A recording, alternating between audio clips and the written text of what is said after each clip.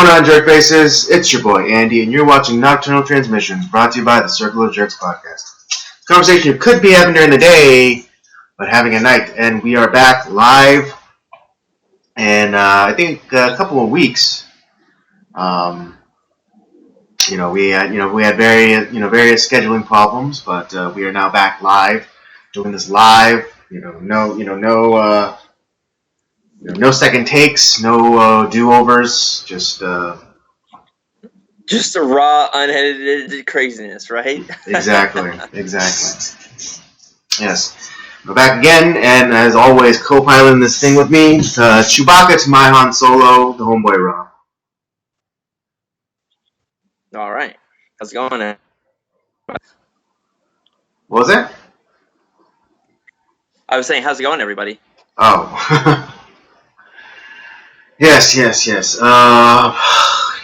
It's been, I'm actually kind of beat because I was getting ready for the movie review today, and we're cramming the last two for this month today, and I didn't realize they were both such long movies. One of them I knew was a very long movie, but I didn't realize the other one was just as long, or not just as long, but long in its own right. But yes, the movies that we're gonna wrap up September with are Lawrence of Arabia and Lolita. And interestingly enough, they were both released the same year. That's right. Yeah, they're both released in '62. Yeah, exactly. So that's a nice little bit of happenstance or synchronicity for you there. Yeah, a little. It was not planned that way, but hey, it just ended up working out that way. Yeah. So, Rob, how's your weekend? Weekend was decent. I mainly rested because I'm really wiped out. Work has been pretty intense the last few weeks. I've been working my ass off. I'm looking forward to a week off next month. Just because, I need a break from work. I'm gonna try to cram in some podcast goodness during that week, but that's more fun than tiring. Cool. Yeah.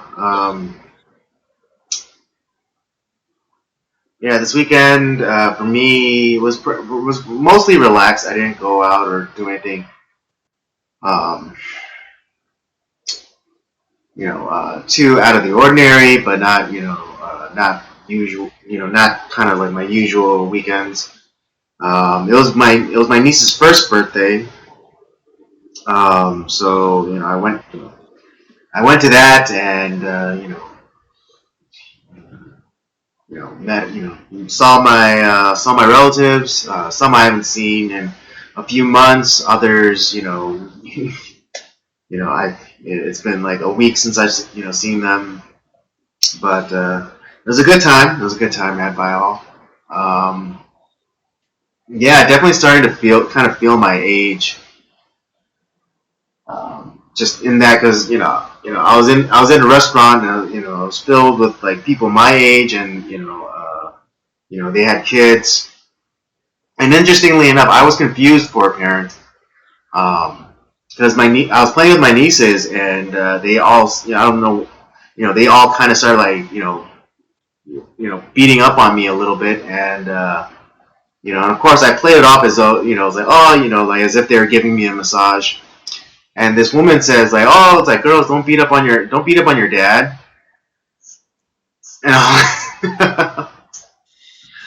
And they're my nieces, so they do there is a resemblance to me, so so it wasn't it was an honest mistake, but it's what do you think, all Asians look alike? Interestingly enough, though, it was another Asian woman. Oh, okay. Yeah. So but yeah, again, since we're related, there is a resemblance. So the mistake is understandable. Although, Yeah, yeah, I was starting to feel my age though, because at the end, after the restaurant, I came home. I was just like so tired. I didn't want to go and I didn't want to do another blessed thing. I don't blame you. That's kind of how I felt like when I got home on like Saturday. I couldn't do anything. I was just like, I'm just gonna lay here, and I watched I watched some of the racing that was going on this weekend. Uh-huh. That was it. That was mainly it. I didn't have the energy to do anything else.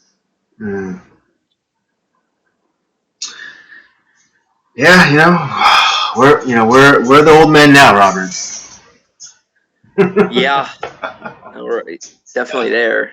You're slightly older than me, so Yeah, it's only going downhill. but we're the old men now. It's all right. Yeah. All right. Anyways, we got a packed schedule for this show, and so let's get into it. I think per our custom, we should do a sandwich of movie review, current event stories, and then end it with a review. This is why we're friends, Andy. I was thinking the exact same thing. Yeah. So, but it's like what we always do. So. Yeah, exactly. Exactly. So, all right. So let's get into our first movie review, and I don't know. Where do you want to start? Do you want to? Why don't we get into If I may, why don't we do? If I may, let's start with Lawrence of Arabia.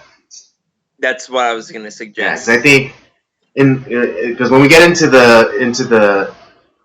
like the current event stuff, I think if you're following my train of thought, then there's like a really nice kind of transition into the last movie. I believe so. I think you have a good train of thought there, Andy. So we're in sync.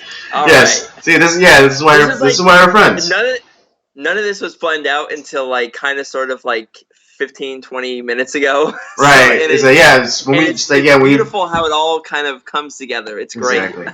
Yeah. Well, I mean, we never really planned these live streams. We just we have these things that's like okay. We have the movie review that's always kind of a constant, and then the current event stuff is just kind of like whatever we feel is important to talk about, or if something something is just like burning like within us that we just have to talk about and get it out there and kind of work it out during this live stream. That's usually just what happens. But yeah, we never really planned anything. It's just we just like okay, I want to do this, this, and this. All right, let's do it, and we just talk, and it just comes about. Yep, it's beautiful. It's a beautiful thing. All right, but anyways, let's get into the movie review, and we will be starting off with I think it's safe to say it's a classic, but it's Lawrence. I think it's in the top 100 AF5 films of all time. I wouldn't be surprised. I wouldn't be surprised by that. Somewhere in the middle, but yeah, it's there. So yes, but we are going to start off the review with Lawrence of Arabia, and it's kind of somewhat of a biographical take on T.E. Lawrence, but we'll get into more specifics. Let me just give you the quick synopsis. Due to his knowledge of the native Bedouin tribes, British Lieutenant T.E. Lawrence, played by Peter O'Toole, is sent to Arabia to find Prince Faisal, and serve as a liaison between the Arabs and the British in their fight against the Turks. With the aid of native Sharif Ali, Lawrence rebels against the orders of his superior officer and strikes out on a daring camel journey across the harsh desert to attack a well-guarded Turkish port. that's pretty much the gist of the film. Actually, kind of a funny quick side note here is that one of the games that I was playing not that long ago was called Battlefield 1, which is set in World War One. One of part of the campaign was you're working alongside Lawrence of Arabia in that area during World War One. So it's against the Turks. So it's kind of interesting that it's kind of getting a little bit more insight into who that guy was.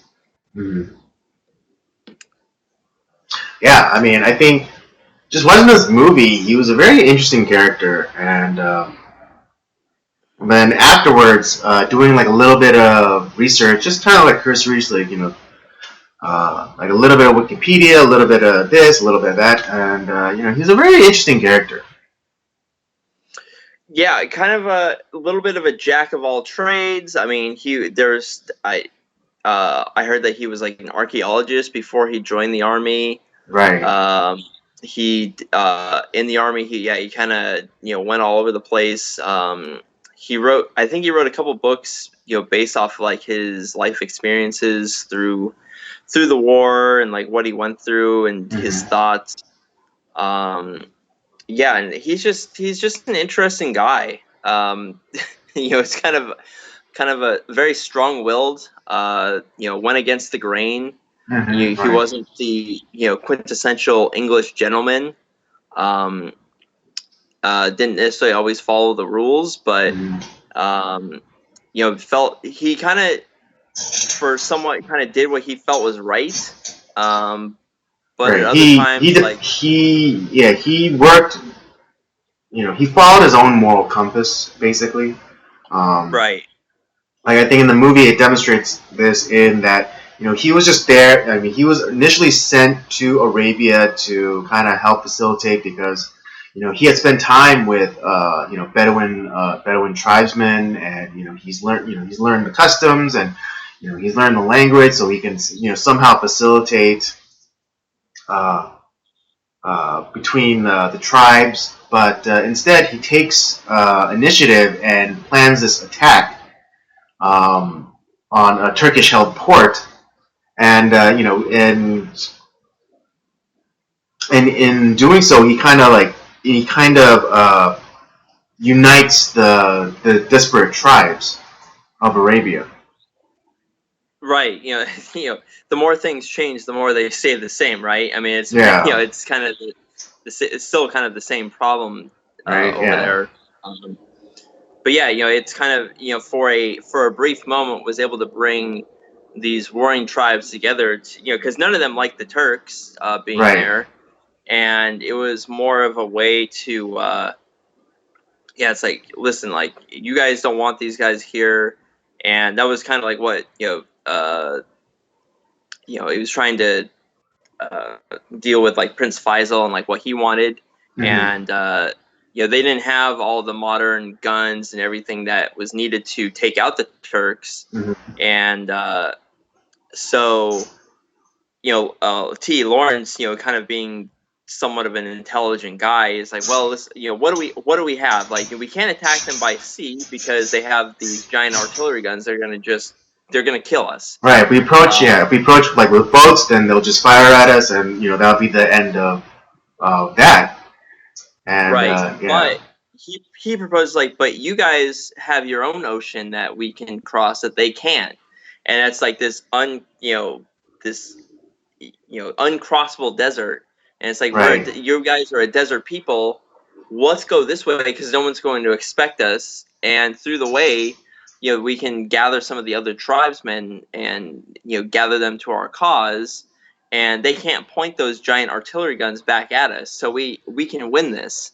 Let's use that to our advantage, and that's it's insane, but it's also brilliant at the same time. Right, yeah, it's madness and it's brilliance, all at the same time. It's the same thing, just on two sides of the same coin, essentially. Right, yeah, because it is a port, and so you think.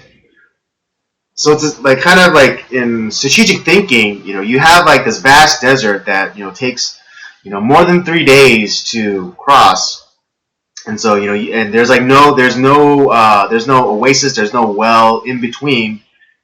So you're basically it's almost the same as having a mountain or a mountain on your back, on your rear, because no one's gonna come attack you from that position. So you're only worried about being attacked from one direction.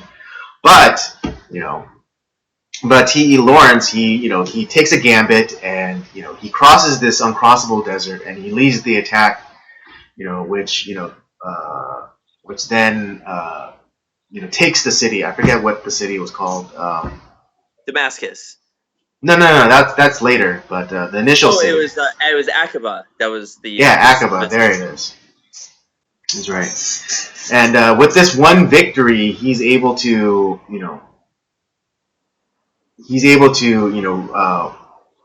galvanize the disparate tribes, and also gain a little fame for himself. And also a promotion, because at the time of that first attack, he was lieutenant, and then when he gets back and reports to his superiors, they see that T.E. Lawrence is a very useful individual, so they immediately promote him to a major. Yeah. And so he's constantly, what's the word I'm looking for? He's just he's I guess as they said in the movie, he's like, oh, you're a very clever man. Well, he's being used more and more, and through that gaining promotion and gaining more, power is probably the wrong word, but more influence, as far as being able to. Well, with every victory, his legend kind of grows, and more and more tribesmen come to join this new united Arab army. Yeah, right. And it almost becomes like this, conscripted, band of rebels. It's more or less a militia. It really is. It's more or less a militia. But it's like the size of an army, because it's 2,000 tribesmen that all come together. But during all this, you kind of see that T.E. Lawrence is starting to lose himself. Because of all this fame, because of all of these victories. I think maybe one of the inciting incidents is, at least in the movie, is him having to execute one of his men, or at least one of the conscripted or the volunteer Arab men, because he had killed someone from an enemy tribe of his, and to maintain peace, he had to kill him. Right. Right, and then in the second. The thing about that guy was when he killed, because that was the guy that he went back in the movie. I don't know if this happened in real life, but during that time of crossing that desert, he went back to save somebody that had fallen off, that they had lost. Right. And it was that very guy that he went back to save. He had to kill again. He had to kill as to execute. Right. And that's where you start to see his descent. Right. The second one was kind of like this young Arab boy who or there's actually a pair of Arab boys who kind of have got taken by T.E. Lawrence, and they say that they're his servants, and on their way back to report into the British, in some a kind of like a sandstorm, they get separated, and the boy, one of the servant boys, gets caught in quicksand, and T. Lawrence isn't able to save him, and it's another thing that kind of chips away at his maybe not sanity, but like the peace in his within his soul. Right. He felt a lot of guilt for like because he felt because he was responsible for those young men, Mm-hmm. and they died under his watch, and he Right. couldn't do anything about it. Right, and even and when he reported it in, he said, I don't think I'm the right man for the job. It's like, well, because I had to kill a guy and I liked it, and so the brass, they decided to kind of like, oh, like, hush hush, let's just put a cap on that, and promote you, and then give you, promise you more money, and then just go out there and go get us some more victories. Was essentially what Right. happened. Yeah. So it's because before he went to go back to report to them, like he was even telling like his close comrades, it's like this is it, I don't feel like I can do this anymore. And then he comes back in like this with more power, more like almost like it was with a renewed fervor. Mm-hmm. Right, and then it's just and slowly but surely, he just like he goes on more of these campaigns and raids, and just, again, like the legend of T. Lawrence spreads, and he starts he starts adopting the moniker of like Lawrence of Arabia.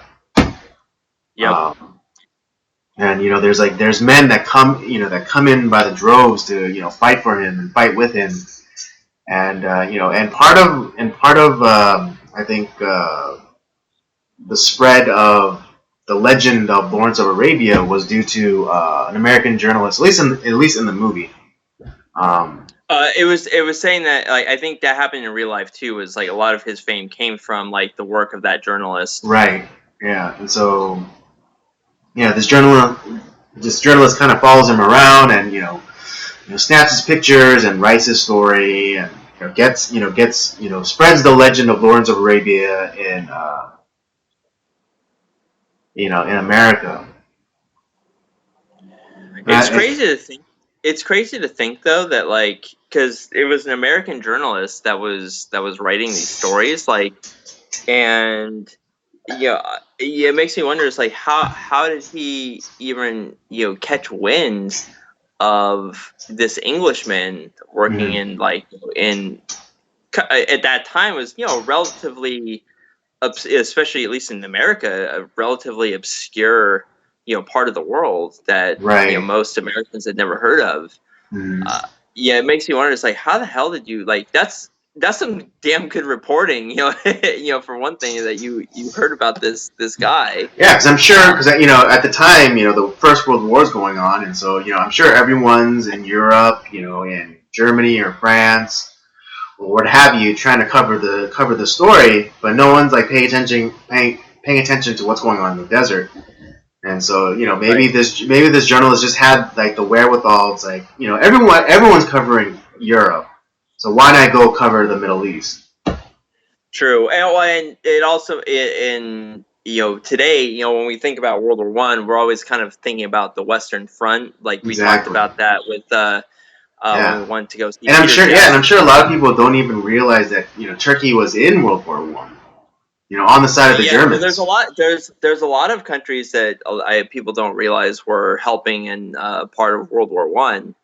But a lot of people don't think about the Eastern Front and like what was going on with like Turkey and like the Austro-Hungarian Empire Mm-hmm. and down in the Middle East. But it was Right. kind of it was an important part of the campaign. Yeah, a So lot and of yeah. maybe back then while it was happening, there was more news coming out from that side of the world, and that's how Mm-hmm. this journalist caught a hold of some of these stories. But Mm-hmm. it's kind of like today, it's kind of like, man, how the hell did he hear about this guy? And Mm-hmm. that'd be something curious. I would love to hear how that all got started.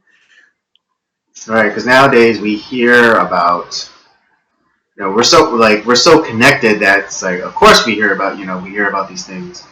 But back then, it's just not everyone was walking around with supercomputers in their trousers. Right. Um, It was. it took, kind of, you'd hear all these like legends and stories and myths, and you'd have to go track it down and see how real it is. Yeah. Yeah, because I think we take things like the whole Arab Spring, which was a failure, but it was largely due to what was it, the internet and like Twitter and social media and all that kind of stuff. Right.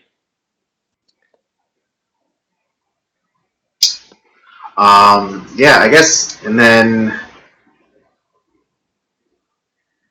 yeah, so finally they after a lot of campaigns and T in the movie T Lawrence gets like captured, he's tortured by the Turks, and it kind of breaks him.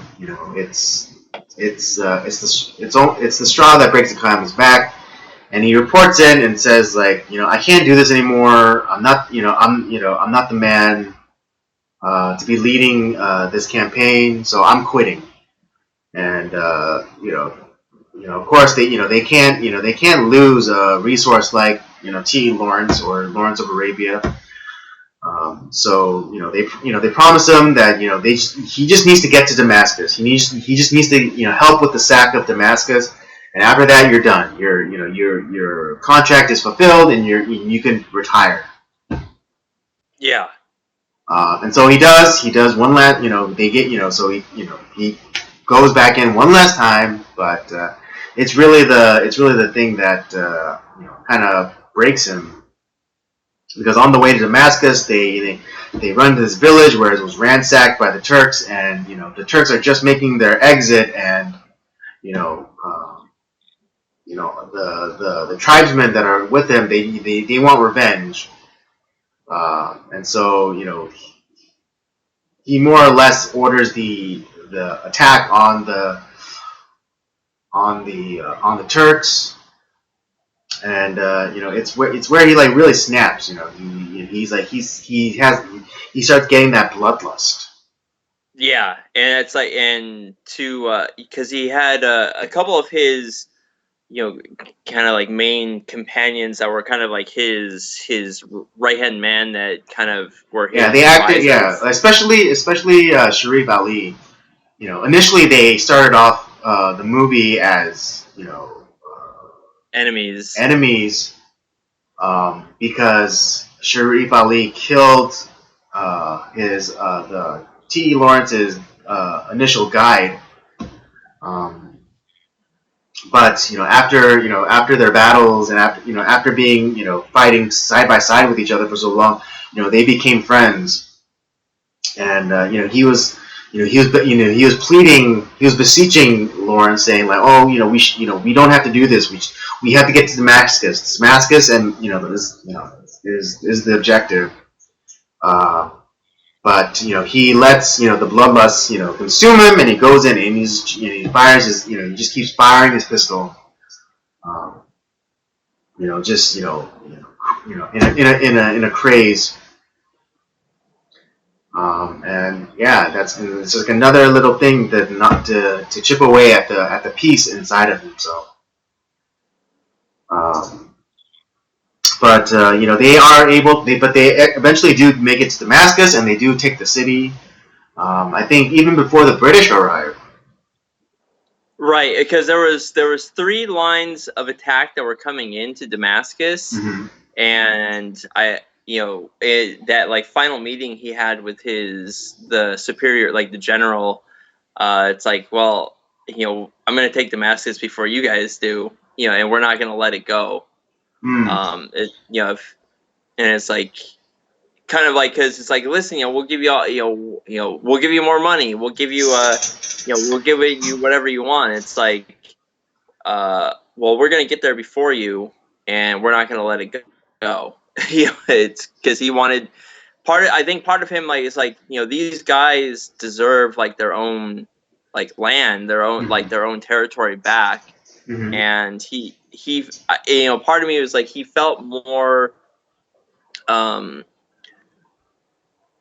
not like disloyal to like England, but it's like, I fought with these guys for so long, and it's like, I want to give them like help them to get like what they what's theirs, what they deserve. And to get these and everything just out of their way. Mm-hmm. Let them have their freedom.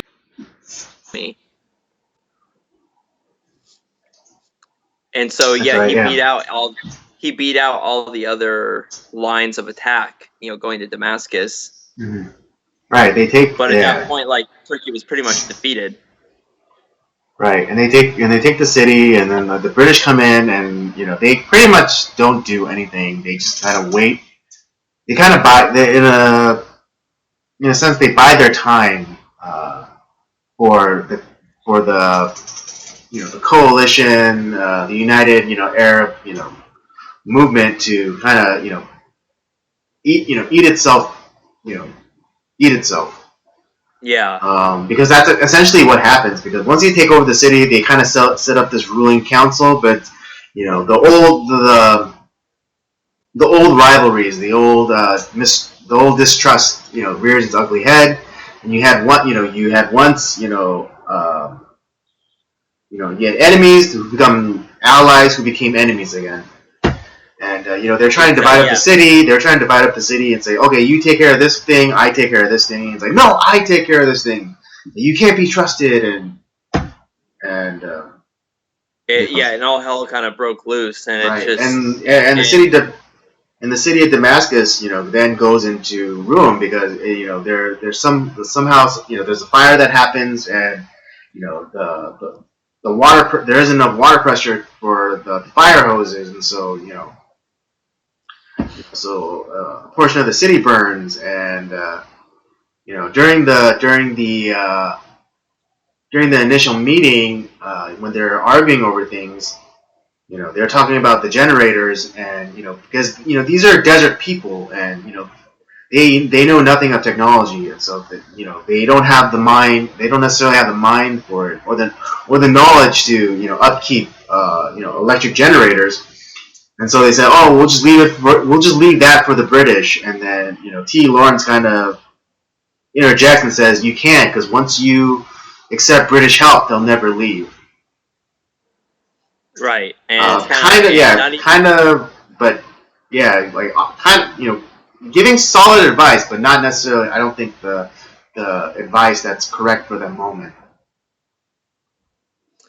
right, and it's like was was trying. I think he was trying to do so much on his own. Mm-hmm. And it's like it's just not even someone who all these guys for the most part respected could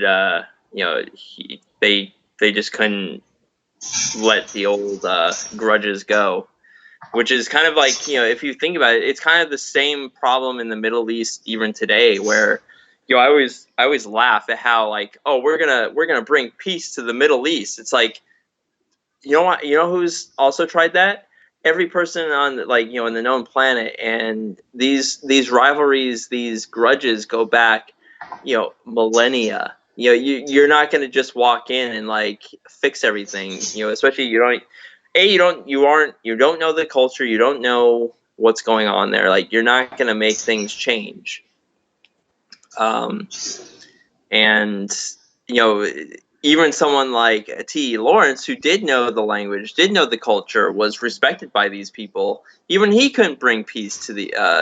I mean, for a short time he did, but once they kind of accomplished the majority of their goal, and it was time to kind of create a society, it all just fell apart.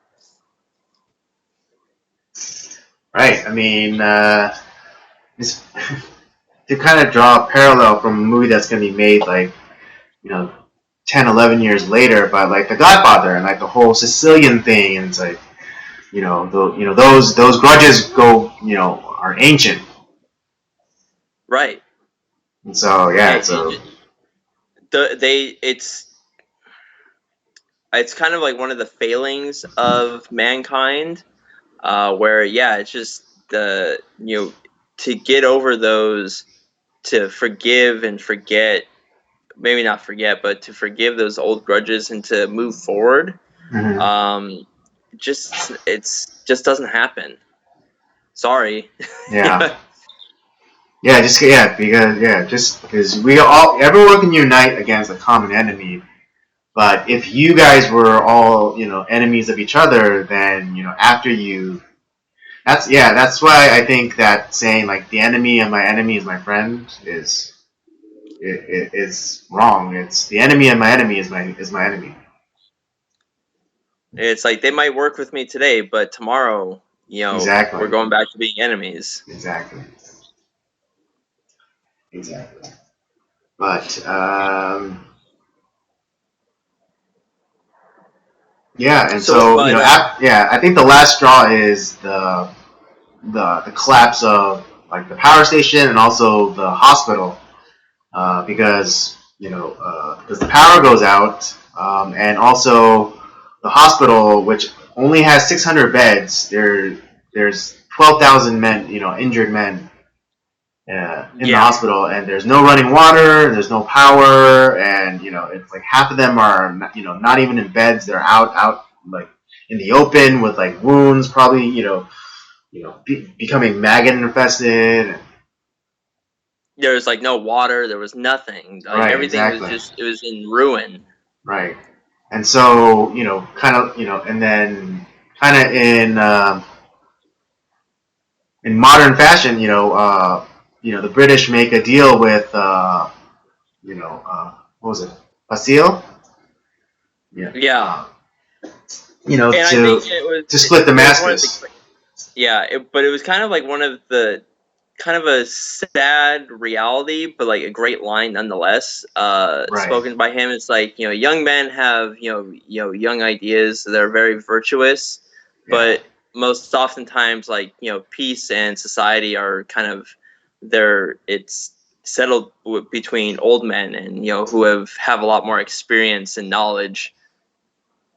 Interestingly enough, there's a similar line in the movie Troy, where Odysseus, wily Odysseus, and wily just means wise.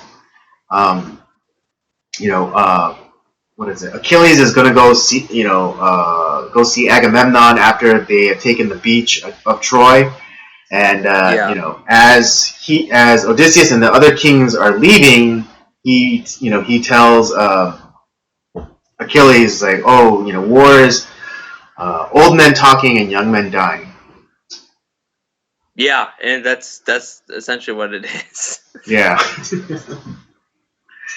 um, but yeah, that's like kind of like like you've done your job now. You've won us the war. Now it's time for the old men to carve up, split the winnings essentially.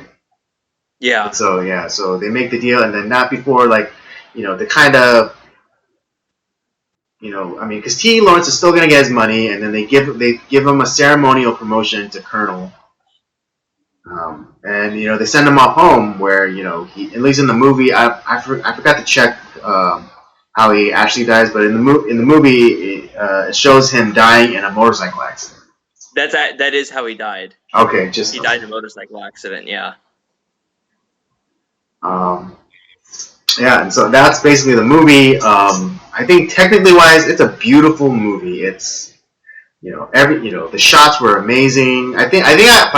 Just to be fair though, I think I did watch the remastered version. I watched the remastered version too. Okay, yeah, but it was a very beautifully shot movie, and yeah, they use like old techniques like shooting night during day, which they basically just underexpose the film. Right. Um, but still like really beautiful. Just the shots of like and like the locations, just the mountains in the deserts. It was just absolutely gorgeous. The score was amazing too. I think one of the most recognizable scores in history. I think they also use it, or there's a rendition of it that they use in the Mummy movie from 1998. Yeah, I think you might be right. Yeah.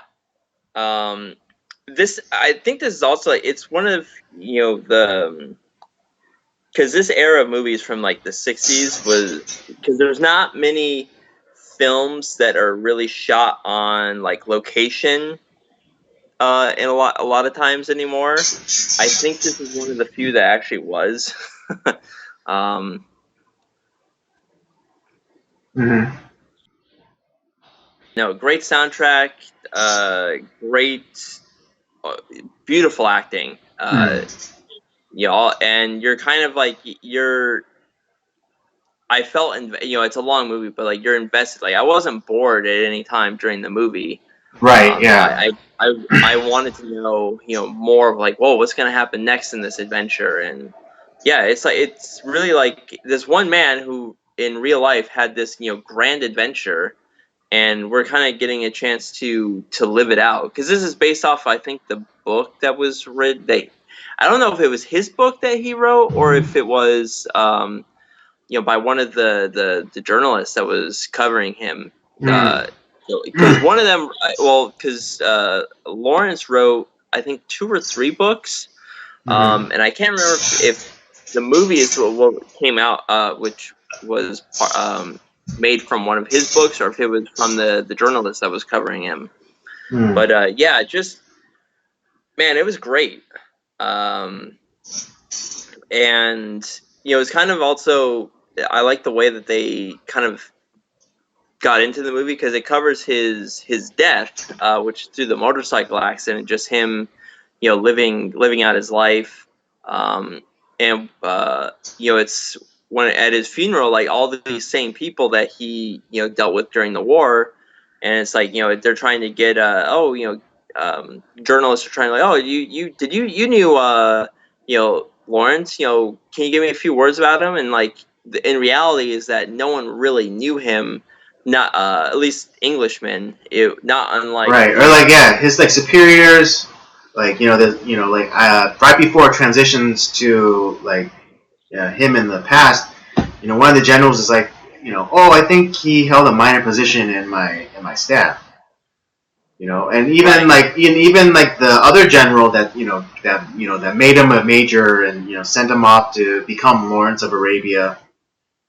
He even downplayed his association with him, and I mean he's not wrong because he didn't spend like significant amount of time with him. He was basically he was being used, and right. so them saying like, oh, I really didn't know him is not lying because they didn't spend a lot of time with him. They used him, they used him quite well, but yeah, no one really knew him except for I mean, I would say for maybe the journalist Bentley, I believe it was.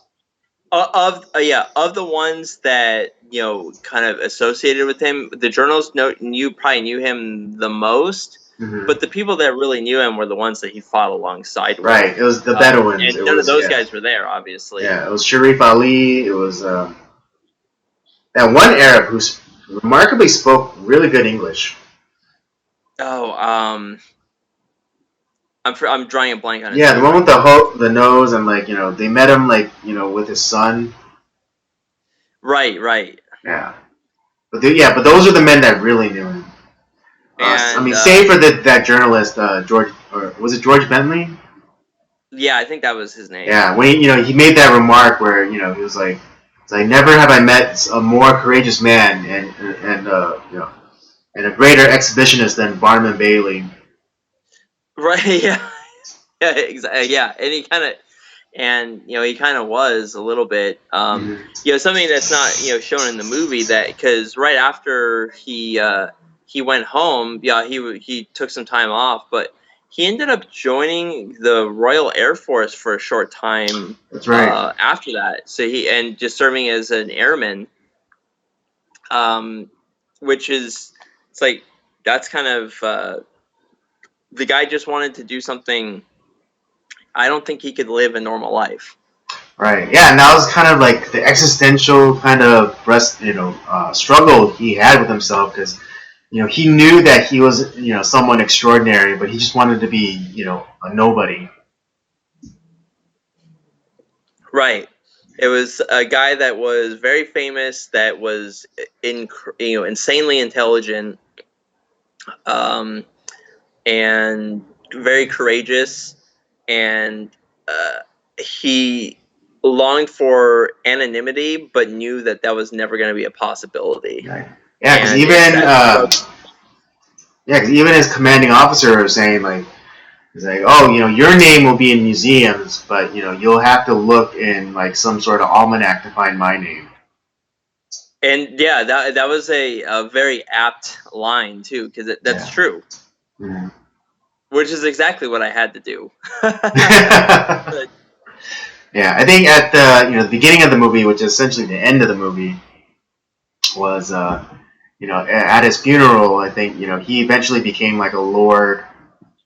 So they call him like Lord Allaby. Yeah, because he was a general. He was General Allaby, and then he became a lord.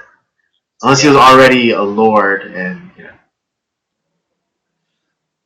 And well, and yeah, I'm not sure that's how the other. lordships are given out. So Well, it's based off of like bloodlines and all that stuff, or right, like there's certain like times where you're, it's an honorary like right, or your lordship, actions will give you a title. Like right? if you do some And like great sort of actions. the other thing that's also to note about Lawrence is that he was born of uh, noble blood, but it was through like an affair from like his dad was of royal blood and had an Yeah, a affair noble. with Yeah, his his dad was a mother. nobleman. His mom was like some like a maid or something. And, like Right. he was never acknowledged. And yeah, so it's kind of a very a very very interesting man. Mm, to say the least. All right. Let's get into the rating for this movie. You want to start it off? No, you go first on this one, Andy. Okay. Um, I'm gonna give this a 4. Yeah, that's where I was going too. Like I said, I think the acting was it was just spectacular. Mhm. If you're curious of seeing something other than Obi-Wan Kenobi, Yeah. Oh, For Alec yeah. Guinness, Seriously, that's the like the movie. only role he's known for now. Yeah, Alec Guinness is in this. Plays a pretty significant role Yeah, he plays the as the prince, Prince Faisal. Prince Faisal. Um, yeah, Peter O'Toole was great. All the acting was It's really crazy to good. see him so young, though. Peter O'Toole. Yeah, Yeah, this is one of his earlier performances. yeah. Well, because it says introducing Peter O'Toole, so I would imagine like this is one of his biggest, like the more bigger debuts for him. Yeah, well, because there was I think like 4 or 5 actors that they were trying to get to play Lawrence of Arabia, Mm-hmm. and they ended up settling on Peter O'Toole, Mm. and so at the time, fairly relatively unknown. Not that he had done nothing, but like he was Right, relatively unknown. right. Because I And think he was more of like a theater actor, and he was known for like his Shakespeare. yeah, and man, he knocked it out of the park. He was great. Yeah, Um, the score was wonderful. yeah. I might have to download the score for Lawrence of Arabia. It was that good. Um, and then yeah, I love the movie. So 4, yeah, I think I agree. All right, there you have it. That's our review for Lawrence of Arabia. Both Robert and I gave it a 4. It is definitely a movie you should watch.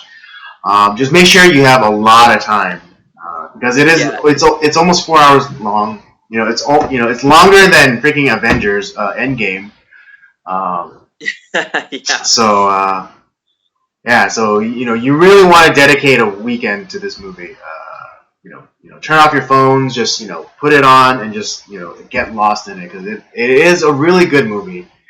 And One thing I'm curious about though, because I might have to like I my because my grandfather, we talked about we watched the restored version. mhm. My grandfather had the VHS tapes from God. I have no idea when those came out, but Mhm. I'm kind of curious to see like because I don't think it was a restored version of this film, so Mhm. I'm kind of curious to see like what they had done differently. Mhm. Well, if you can find a working VCR, that is. That's true. Yeah, that's the other problem.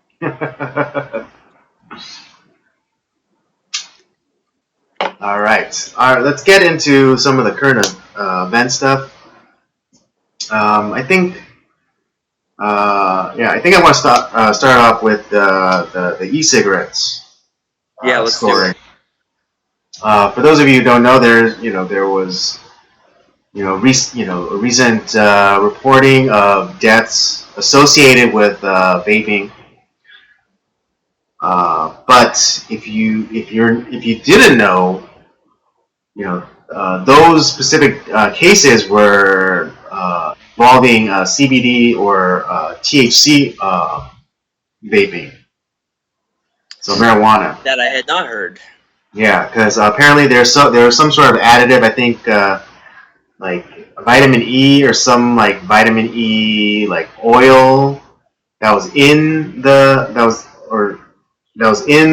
liquid, the vaping liquid, that vitamin E is not supposed to be heated, and so when it's heated, it becomes toxic, and so people after using the product, got sick, and I think at least 2 cases of deaths caused by vaping. But of course, the media, they don't tell you that it's through because of cannabis. They just say vaping, and so they immediately attach it to all vaping, including e-cigarettes. That doesn't surprise me. Of course, and it really shouldn't, because especially because they're going so hard at it now with like all the the truth the truth.org or .com ads about saying how nicotine is brain poison, and causes kids to have mood swings or whatever. It's like or teenagers have the mood swings. Like, well, one, they're teenagers and they have their hormones are raging, so of course they're having mood swings. Oh, yeah. So and girls, they're going through puberty.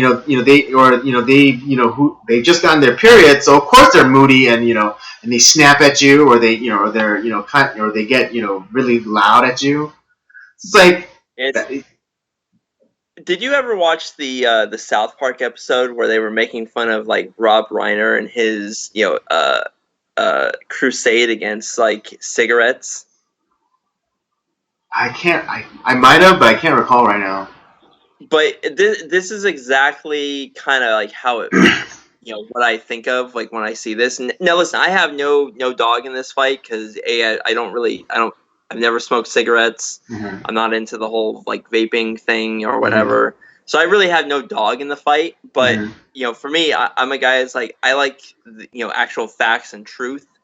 And every time I see these stupid truth.org commercials that come on, and it's like, if you're not careful, cigarettes are going to come into your room, into your room at night and stab your children. And it's like, they literally can say whatever the most libelous, craziness that they can think of. And what could the tobacco companies? They can't say anything. There's no obviously they know it's not a healthy product, but they can't just come up with these horrific lies, because it's listen, yeah, we all know it's like bad for your health, kind of like drinking beer is not always great for you in excess. Yeah, or having a beer for every single meal, probably not the best idea. No, not the best idea, but we still but the fact, but they make up these, they're blowing these statistics up. It's the same stupid thing that they do with the gun deaths. It's like, well, all these gun deaths, a lot of those are suicides, or are just other issues. Like, you don't need to make a problem that's bad enough. We don't need to blow it up. We don't need to create this mass fear and hysteria that's not true. Right, and I mean, yes, cigarettes with regular combustion-based cigarettes. There have been longitudinal studies where it's proven that smoking, combustible cigarettes does have an effect on your health. But because vaping is so new, there is no longitudinal data to support any such case. And this recent case of kids vaping again, THC, cannabis, because there was an additive that shouldn't have been in there because it's not supposed, this specific additive, vitamin E, is not supposed to be heated, was in it. That's the cause of the deaths. But then there's no longitudinal data about vaping, and also, one of the key selling points of vaping is what it was better for you because it wasn't, heating tobacco, which is the thing that causes is because when you do combustible cigarettes, you're basically giving yourself controlled smoke inhalation. Exactly. Yeah. So and that is where the carcinogens are coming from. It's not the nicotine. Nicotine is there's actually been studies saying that nicotine isn't as addictive as people have made it out to be. Nicotine is this big boogeyman thing. And actually, they've actually been using nicotine as a treatment for Alzheimer's. I hadn't heard that one. Yeah, with actually pretty promising results. But remember, nicotine is going to, kidnap your children and rape them in the ass. That's, I know, exactly. I know, exactly. I know, but exactly, because no one's gonna dig for these facts. I was pointed to it by somebody else. So that's how I looked it up. That's how I found it, and now I'm letting everyone else know. That nicotine is used for Alzheimer's treatment. That's interesting. I hadn't heard that. Yeah, right. And also studies have shown that nicotine outside of combustible, traditional cigarettes, it isn't that addictive. So if you go, I'm sorry. No, that's interesting. I hadn't heard any of this. Yeah, it's not. It's it's almost as that the same nicotine outside of combustible traditional cigarettes has the same is as addictive as caffeine. Which really isn't all. I mean, it has some addictive qualities, sure, but it's not but you don't see people. If I don't have it, I'm gonna shake to death. And exactly, you don't see caffeine heads knocking over Starbucks. No. I'm not going through heroin withdrawals and holding people up at gunpoint just so I can get a little more caffeine or nicotine. Yeah, exactly. Yeah, I'm not, and again, don't get it twisted. I'm not advocating for people to go and smoke or whatever. It's but I'm just saying it's honestly take the time to do some research yourself. I found this information in 5 minutes. Just 5 minutes, not even 5 minutes of typing into Google. I just it took me 5 minutes to read the initial articles that I found, and I had this much information to combat against the e-cigarette scare. Yeah, like I said, I'm always skeptical when all the news is one direction, and if you even so much as ask a question, people get all insane about it. It's how dare you? How dare you? My grandmother was, it's okay, I'm just asking questions. I didn't say that I agree, that I disagreed. I just want to know more information. But people get fucking crazy, dude. This is why I'm always very skeptical. And then like you said, you take a little bit more than 5 seconds to do a search for more than CNN and MSNBC, and you realize okay, there's actually more information out here that no one's actually taking the time to look up. Right, and I know you said that you don't have a dog in this fight, and I mean I don't have a dog in this fight either. But I do know I do have friends who are in the business of selling these flavored nicotine, the flavored liquids for the vaping for the vaping things. And they actually just had a city council vote to whether or not to ban them in Los Angeles. And guess what happened? Yeah, I already guessed. It's gone. Right, and and with it, so does people's livelihoods. Yeah, it's like, well, Yeah, let's take out these businesses and people who enjoy them. It's like, well, screw all those people. right, exactly. I mean, you're essentially killing business. Yeah, You're killing business. You're killing tax revenue. You're killing the ability for people to live. Because I know some people who invested in or started up like a vape shop like way like going on like 10 years ago, right? yeah, They have a brick and mortar location, and now now that's done. And then I have yep, another friend who sells the liquid, the flavored liquid, you know, and he was doing good numbers, and he was starting to get his legs under him, and he was like he was starting to start looking into getting a physical location. But now now that's gone. too. Yeah, that's what I said. Like, if it is something that like you find that is dangerous, that it's like, okay, or that maybe like, yeah, there was maybe a little bit of a lack of research that was done, and it's like, and everyone kind of like it's like, oh, we overlooked this thing, crap, that makes sense, and like there's actual good research out there, but the reality is like none of that was done, Of course not. and a lot of times like none of it is true, um, and I don't know, man. It bugs me because, yeah, you said people who are have businesses are affected.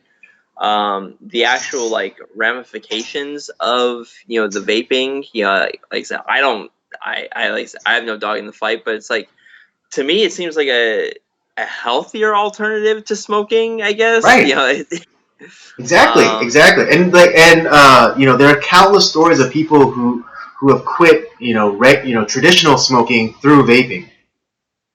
Right, because I know like a lot of my friends who were smokers who they're like, I know this is bad for me. I need to, but I also like, it became part of their habit, and it's like, well, this is a way like this seems like a better alternative. It's like, I don't want to smoke cigarettes, but this is kind of help me kind of get rid of the habit. Like, I'm gonna go this direction and not kill myself, Mm-hmm. essentially. And it's like, because you have like the ones that are like with like water vapor, so essentially it's like Right. steam or something like Yeah, that. yeah, yeah.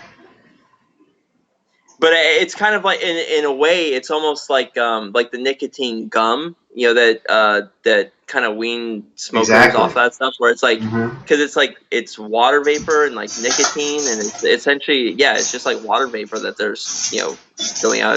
But it's just based off of a habit that they have, and this is the way that they're gonna get off it. And now Mm-hmm. that's all like, well, yeah, fuck it, you're either gonna smoke or not. It's like, Right. Yeah. I mean, because I'll admit I used to smoke. But I got into it very late, and I didn't get addicted. And I was able to kick it, fairly easily. But yeah, for other people, it might take vaping, and I know it's that's not sometimes, but it's obnoxious when people vape and they do like those huge like plumes of smoke. I get it, it's annoying, it's kind of douchey, but if it's not hurting anybody, like especially the person actually doing the vaping, and it's not a health hazard to people around you, like literally health hazard, and not just annoying. yeah. Then what's the big deal? Right. It's like, what was one of the funniest things was like Gavin McInnes, like he called it, like, it looks like you're sucking on a robot's dick. That's right. That's right. So yeah, of course it looks dumb, but honestly, like I could care less. And the Yeah, fact as that long as like you're not this, being obnoxious about it. right, but like all this fake science, or if not fake science, lack of actual like studies. Mm-hmm. And it's like, oh well, we're just gonna ban it because we heard some bad things from from this my friends my friends of a friend's brother's neighbor, and we need to ban it. Right. I mean, like after 2 deaths, literally 2 deaths, they're talking about banning it, as opposed to traditional combustible cigarettes that that have killed hundreds of millions of people through lung disease and cancer. Like, that's perfectly fine. Like I said, it's the there is a hell of a lot more research on that, where it's like, there is some truth to that. Like, Right? nope, that's still going on. Right. Yeah, I mean, smoking killed Spock. All right, Leonard Nimoy, and yet they haven't banned cigarettes. You're still able to buy them. Yeah. Now, for me, like, honestly, like, I don't want anything banned. It's like, listen, you want to do stuff to your own body that's not going to harm anyone else but you, go for it. Mm-hmm. It's like, I don't care. It's like, but we're so quick to like, oh, we need to get rid of it. People don't know what they're doing. It's like, yeah, they do. It's like, it's not, no one on the face of the earth thinks that smoking cigarettes is good for them anymore, but they still want to do it. It's not like they're hooking up heroin to like to their veins and like forcing them to do it. It's not like the nicotine, the cigarette lobby, like, you're gonna smoke, goddamn it. It's no one's doing that. Right. And but you make up these. That's where it's like this propaganda where you're making up these commercials saying like how the tobacco companies are getting your kids into vans and kind of getting them hooked on cigarettes and making them do horrible things. Like, that's not real. That's not the truth. Okay, like, you can't just make up lies and expect people to believe it. Exactly. God, I'm so fucking tired of this goddamn. Well, I mean, speaking of bad science and not enough research, we were going to talk about this eventually, but it's come to it hasn't gotten to the point where that it did, but now we have to talk about it, and that is climate change. Okay, yeah. Okay, so what really set me over the edge again about this stuff. It all kind of culminated into like kind of at the same time. But I went out to eat on Saturday to one of my favorite eateries, and they have now switched over to so we were supposed to get rid of plastic straws, right? Okay, and so but they decided to, instead of handing out paper cups for for the drink with one plastic straw, which not really all that much plastic. No, we're gonna go to this full on plastic cup with this plastic top that makes me look like I'm drinking out of a fucking sippy cup, like I'm 3 years old. Because I don't know how to use a regular glass like a grown adult. Right. Which pissed me off. I was looking at this like, this is fucking embarrassing. I'm 32 years old. I don't need a fucking sippy cup. Just give me a goddamn like normal cup with a straw. Like this. This is a normal cup with a straw. This is what a real person drinks out of. Not this. Yeah, that's what an adult drinks from. Had it not been from Saturday, like, I would have kept it just for the show. But I was like, I mean, it's fucking embarrassing. I felt I couldn't drink it in the store. I waited till I got home because I was like, I don't want to be seen drinking this goddamn thing. But after that, all this news came out. With some of the climate stuff going on. So the one question this girl who's become somewhat, or to me, she's being used by the left and her parents and whatnot. This girl from, what is she, Swedish? She's from Sweden. Greta Thunberg, who is everyone's kind of up in arms because people are saying it's like you're using this uh, mentally mentally ill child who I'm not saying that like she's like she has like autism, like OCD, she has all these other like mental issues that are would be considered using science, that these are mental conditions that not that I'm not saying she's dumb, because she's Right, not. but it does hamper or skew her view of the world. Right. Well, and the thing is, the stuff that she's being fed is from her, ultra liberal parents, the left, everyone that's lauding, kind of giving her all this fame and attention, and so she's, it's kind of, and knowing her condition, they're feeding stuff into that condition, and presenting her a reality that's not actually a reality, and that's kind of, to me, that's like, I'm not mad at her. It's kind of like you can't blame a monkey with a knife that stabs people. I mean, it's like it's like, you have to you get angry at the person that gave that monkey a knife. Exactly, and that's what's happening with, and we're lauding the, for one, she's 16 years old, for God's sakes. So it's kind of this another David Hogg situation where it's like, right, wow, if we don't let them buy beer, why will we let them say stuff?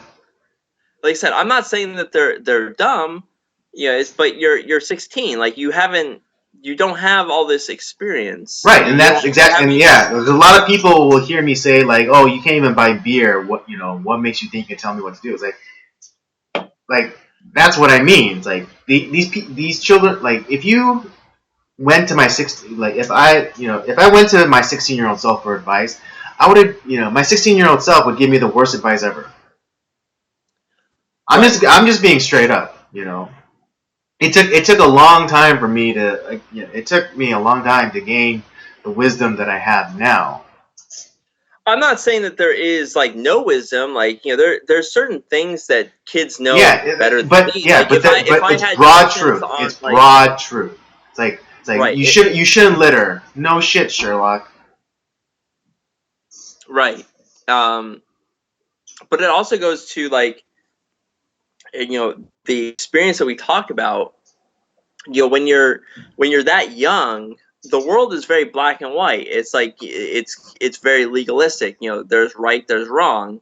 There's no like in between. It's that the existential crisis, the kind of wrestling with situations, that comes with like age, maturity, and knowledge that you acquire over time. If I look back, even 10 years ago, I would probably disagree with my myself from 10 years ago, then and just based off all the knowledge and wisdom I've acquired over those 10 years through failure, through just stuff that I've knowledge that I've acquired, all that stuff. So like I said, kids, I'm not saying that like teenagers are dumb, but it's just, well, I'm saying teenagers are dumb. Well, I mean, there are a lot that are like, wow, like they just don't know anything. Well, I mean, if anything, just look at like the recent, the walkout that happened, with all the kids. It's like, oh, it's like, well, like, and they didn't get penalized for it. It wasn't gonna be held against them, for their grades or for their attendance or whatever. It's like, yes, go out in the street, go and tell adults how it should be done. It's like, you're a bunch of fucking kids. Well, here's the thing, Andy. It's like, it's not so much that I'm not saying that none of those kids were out there, talking about the climate, but I'm going to say probably about 98% of them are like, fuck it, I get to go out of school early. Awesome. Like, I'm out. Yeah, that's another angle. But I'm not necessarily upset with the kids, especially the ones who are gaming the system. Good for you for gaming the system. But I'm Because you more know who would pissed. have done that? This guy right here. Yeah, exactly. I know. I'd have been like, yeah, climate, yay, and then slowly back away and like head over to the arcade or something. You Uh, you pull the Homer Simpson through the bushes where you just kind of like meld into the yeah, exactly. I'm just like, it's like, and like, yeah, climate change, bad, climate change. It's like slowly back away. Um, but it's like the adults in these children's life, like the teachers, probably some of the parents. And But if it was me that if I was 16 and then my mother heard about this walkout, she would have said, "You leave school, I'll kill you." yeah, I was gonna bring that up. It's like my mom would have like torn me to pieces. Right? It's like if I see you out there with all those other idiots, I'm gonna kill you. That's what my mom would say to me. That would have been hanger beatings, you know. Exactly. It's like yeah, because my mom was like, unless like I was dead, it's like you're going to school. You don't leave school. You study hard and you make something of yourself. Like you don't leave school for some frivolous activity. Right. I mean, I told you that story, about my mom when I was sick, and then I told her I wasn't going to school. And what were her first words to me? What about perfect attendance? Yeah. God. I may not be Korean, but like I feel you, dude. Yeah. Yeah, right. But yeah, it's like, I mean, if I had a teenager and they were spouting off all that stuff, I would have taken all of their shit away from them. I'm like, oh, okay, yeah, we need to protect the environment, right? So you need any of this stuff. Take your computer, take your iPad. You don't need it. It takes energy. Where does energy come from? Coal. And we all know coal's bad. So take away all take away our smart devices. It's like, oh, these clothes, they were made, using probably electricity from, nuclear energy. Oh, we can't have that. Take that away. It's like, I would have made them live their shit. I would have like thrown them out, given them a tent. Because I'm not that cruel as a parent. I kind of on a little bit of a side note here before I kind of finish my thought on all this, the climate strike or whatever the fuck it was called. Mm-hmm. Nuclear energy, like it's kind of like the same.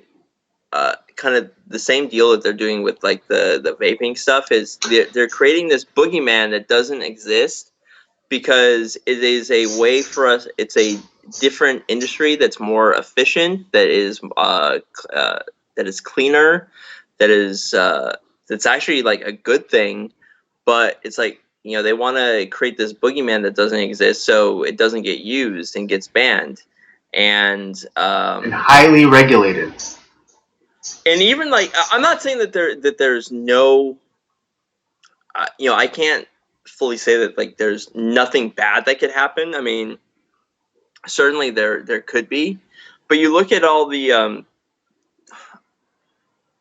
all these places that were bombed or had nuclear like meltdowns or whatever, like the two cities in Japan that were bombed with nuclear bombs. Mm-hmm. Those are cities that people live in now. So yeah, like immediately after. Yeah, not. I mean, like obviously, like using the nuclear bombs. I'm not saying that. Obviously, yeah, they're a very high, very hot, produce a lot of energy and destroy a lot of area.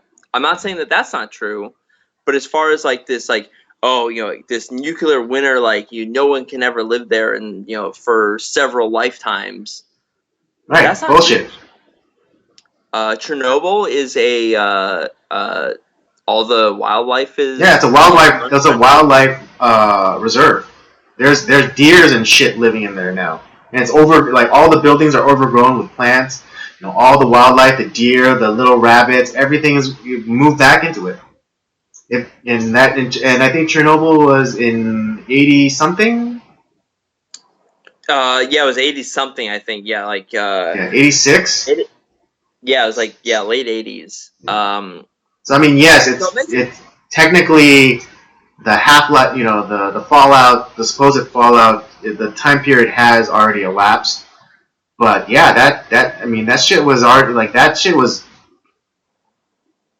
maybe like 5 years after, Yeah, like 5 years six after, it was back. back to normal.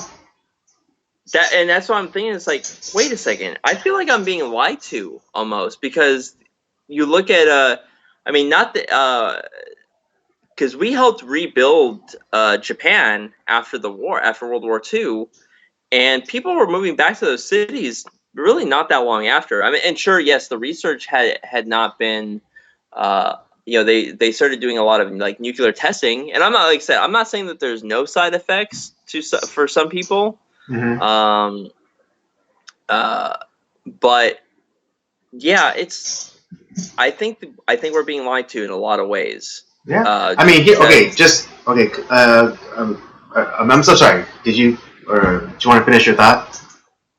No, I'm just, like I said, it's because it's a natural, uh like I said, it's a natural energy source that can be used. It's very efficient, Mm-hmm. and doesn't, and actually, if you think about it, it's actually better for the environment in a lot of ways. Mm-hmm. If you're going off of like what, the left's view of what's, good for the environment, Uh-huh. um, that's a way, but Mm-hmm. that no one wants to use or think about. Right. But to bring it back to the initial topic of climate change, they always talk about like, oh, sea level rise, is gonna, take away so much land from usable land. You know, um, and I always bring this up, but Al Gore in 2004 said that Florida would be underwater by 2007. It's now 2000. It's now 2019, and Florida is still there. All penis shape of it and everything. It's still there. And Still hanging also, around. it's Florida is one of the biggest, condo development markets in the country. Yeah. And all the condos are being built, by the water. You know, Yep. and if that's if you know, and if the sea level is rising, then who's the moron at the bank that is approving these loans for those condos to be built? And that'd be the worst investment ever. Oh, you know who else buys homes like, by the water? That, yeah. All these, people were saying that the sea levels are rising. We're all gonna die from the sun monster. The Obamas, Al Gore, who anyone else you can name. Like, you look at all, like, because they're getting money off of this fear mongering, and That's right. then they're just living the lifestyle that they want to live, and it's like, hmm. It makes me think that all of this might actually be bullshit. Right. And it's Yeah, because uh, especially for banks that if flooding or sea level rise was an issue, that would have been front page on the report, before the loan officer was to approve anything. And exactly. I don't know about you guys. I don't know if you guys know, but banks are highly risk averse entities. Like they Oh yeah, like because they actually do their research. exactly. You know, Exactly, and also if the world's if we're to believe occasional cortex and her saying that the world's going to end in 12 years, why are banks still giving out 30-year mortgages? like I said, all bullshit. Bullshit. Yeah, and but to go. So sorry to kind of backtrack just a little bit, because I do have a point to my ramblings, my rant. Because I honestly, this whole thing kind of really pissed me off Right, right, this right. weekend. It started with that fucking sippy cup that I had to drink out of. So, um, what also pissed me off is, because you have this, clearly like this girl who has, is clearly being manipulated, and and she's being lied to, and I'm sure her tears are real. I don't know if they are or not, but because she's been told and manipulated to think that the world is going to end, she's propped up on television and going to the UN, and oh wow, she's so all this stuff, meeting with congressmen and senators. yeah, and it's all, I feel so awful for her that it disgusts me, for one, and it honestly, it's the same thing when our side does it too, because I don't honestly like, stop using kids. I don't like, Right. I mean that was another thing I was gonna bring up is because we talked about that, the girl Soph or whatever the fuck her name was. Like, exactly. I didn't like that either. Yeah, and I think that's what because they use children, because if you attack a child, you're seen as a monster, and you're immediately vilified, and you're given no credence. Like, oh, that guy, the one that attacks children. I mean, similarly, that's what they did with Owen Benjamin. When he went after David Hogg, it's like, oh, how dare you go after this child? It's like, he's 17, and in a couple months he's turning 18. So he's is he a child, or is he a person who's able to have his own thoughts and opinions and be able to withstand the slings and arrows of being a public figure? Right. Well, you had, like, even back, several months ago, you had those kids that went up to, God, I can't believe I had to defend Dianne Feinstein. I don't. Yeah, I'm there with you. I'm there with you. Which, God, I shook with just like rage that I had to defend this person. But it's like, you have these kids that are going up who know nothing, and Dianne Feinstein's like, listen, like, first of all, like, I've been doing this for a long time. I think I know what I'm doing. And it's like, well, your voters, we voted for you. It's like, how old are you? Oh yeah, that's right. You're not old enough to vote, so you didn't vote for me, did you? It's like, so why don't you spend the time until you can vote?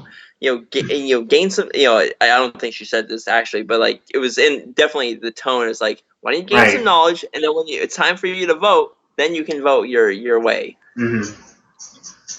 But it's like, until then, it's like, you're gonna have to trust me. Like, I know what I'm doing. Right. And I was like, oh God, I had to defend Dianne Feinstein. Yeah. I get it, right? Because like when Piers Morgan makes a salient, I get it. Because when Piers Morgan, I hate Piers Morgan. He's an idiot. But when he makes salient point, it's like, God damn you, Piers Morgan, I have to defend you. Yeah, it's like, that's how crazy. This is a clown world. This is how crazy things have gotten. I'm defending people that I hate because they actually are making sense, in that moment. Like, they're less crazy. Yeah, I know. Credit where credit's due, And the problem is okay. Like I said, I don't like people using children. They use the Parkland kids. They're using this Greta Thunberg girl. Even like like I said, I when we talked about the Soph girl, like, I didn't like that. Because maybe in the off chance those are her genuine ideas. She's like some conservative prodigy. I have no idea, but more than likely those are her parents' ideals that she's putting out on the internet. Mm-hmm. She definitely got a handler. And the fact that she's being allowed to put that on the internet by her parents is kind of really, that's kind of like, there's no way in hell. You're talking about Soph. Yeah. According to her, both of her parents are very liberal.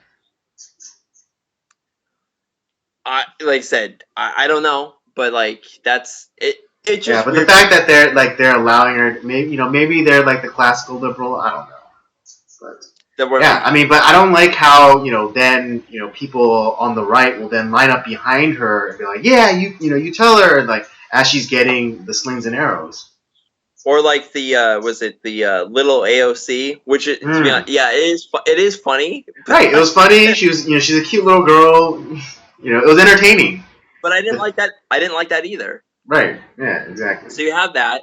Um, but then you also have the other problem is that you have in DC. Was it this past? I think it was like on like Thursday or Friday. You had maybe it was Monday. I don't know. All the days are kind of blending together, unfortunately. But it was very recently. You had in DC. You had the climate strike or whatever the fuck was going on there, and you had some homosexuals twerking or whatever, and like stop the pipelines, and they're throwing trash everywhere. Yay environmentalism. Yeah. Yeah. What the hell does twerking have to do with environmentalism? But like it had. Well, that's the point I'm trying to make. It didn't have anything to do. One of the guys I watch on YouTube has a pretty like interesting take on things. John Miller, he went through and like was talking with some of these guys, try to get like what exactly is going on in their heads. Like what are you guys out here doing? Kind of coming out as like what are you guys talking about? Like is this about the environment? Like what's going on? And none of them could come up with a salient point about like it had nothing to do with the environment. It's like, oh, it's about like social justice and rights, and it's like, what does that have to do with the environment? Or like, literally none of them had any points about like we need to work on getting solar power, or it had nothing to do with that. All it had to do was with socialism and all this other stuff that had nothing to do with the environment, which is why I say bullshit. um, and then the other on the other side of the country, which is not talked about in the news at all, was we had people I think in LA that were clearing. They cleared out like some 50 tons of trash. They went in hazmat suits and went through and cleared out like 50 tons of trash in somewhere in downtown. Yeah, probably Skid Row area. Probably Skid Row area, but like I didn't see where they were at, but not talked about it at all because that actually has an effect. It's like we have all these fucking needles and shit and disease that's coming through from the trash. Let's just fucking get rid of it. 50 tons, dude. That's not an insignificant amount. Right. That's like at least a herd of elephants. That's admirable. Yeah. Not a fucking word. And that's where it's like, what I can't stand these bored housewives, manipulated kids, these fat feminist Marxist teachers that are lying to. I mean, they're just. It fucking infuriates me that nobody knows what's going on. Nobody does any research. Nobody reads anymore. Nobody does a goddamn thing, and they listen to CNN and MSNBC, and they are fooled into thinking that that's is a credible news site that like we're unbiased news journalists. We're given the facts, and it's like it's just infuriating. I can't stand it anymore. This is why like I try to stay as far away from this shit as possible, but it just soaks into my purview because I listen to I mean obviously I'm on social media because I kind of have to be for the channel. And this is the shit that I hear about every goddamn day, and it's like, you guys are fucking idiots. Yeah. Yeah. I said it before, and I said it again. I give my left testicles for my feed to be nothing but cat videos and baby announcements. Yeah, like I said, I'm not like.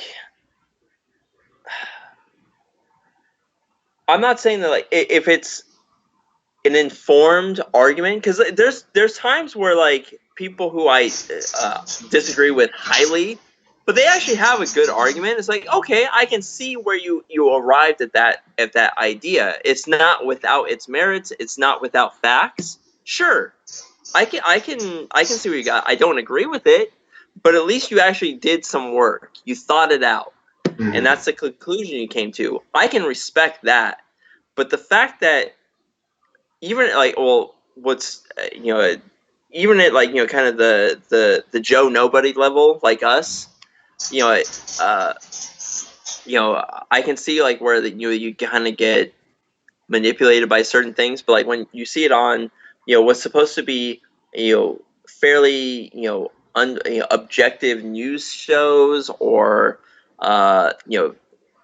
from people that should be kind of these quote unquote experts of which are experts on nothing, when they're manipulating like teachers, professors, all that stuff, like they're not even teaching their subject anymore. They're teaching this Marxist politics that and they're lying to people, and it trickles down, and people who are fairly intelligent, even they get like sucked up into this, because even like friends who I've known for quite some time, like they're getting sucked into this trap of lies that's out there. It's not true. And it's like I know that was like you're an intelligent person. Like, how are you arriving at this? Like, you're not even like looking at like uh even the other side of the argument. You bring it up, like you start to question things, and they're like, how dare you? It's like, oh, get off your high horse. Right. All right. So before you blow a gasket, let's move on to the last segment, which is the last movie review, and that movie is Lolita. Yeah, thank you. I need to move on because I'm you need to move on. So let's get into that, and let's start off with a quick synopsis. The synopsis is a screenwriter penned with a screenwriter penned by the author himself. Stanley Kubrick brings Vladimir Nabokov's controversial tale. Yeah, damn Russians. Controversial tale of forbidden love to the screen. Humbert is a European professor who relocates to an American suburb, renting a room from lonely widow Charlotte Hayes. Humbert marries Charlotte, but only to nurture his obsession with her comely teenage daughter, Lolita. After Charlotte's sudden death, Humbert has Lolita all to himself. Or does he?